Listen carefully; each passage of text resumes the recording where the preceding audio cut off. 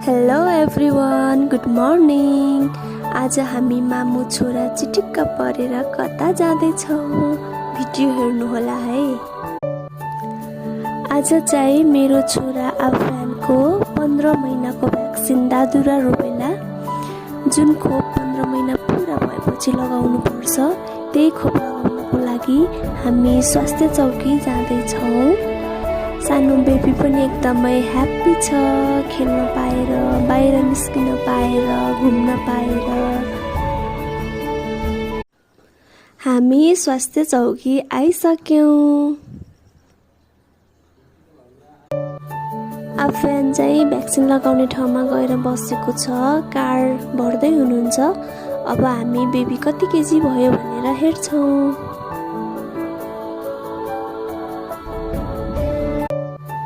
आफयान चाहिँ वेट लिँदैछ, वेट एकदम नर्मल छ, त्यति धेरै मोटो नदेखिए पनि हेल्दी नै छ।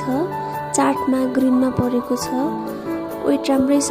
वेट लिन लागेपछि चाहिँ एकछिन उसलाई यसरी पिङ खेले चाहिँ खेलाइदिनुपर्छ के।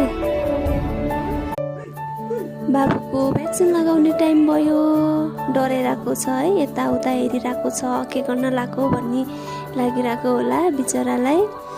अब एकछिनमा भ्याक्सिनले कोपेपछि कति रुन्छ, सानो मान्छे कति रुने हो।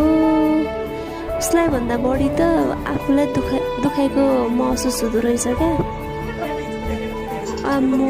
नि मेरो सानो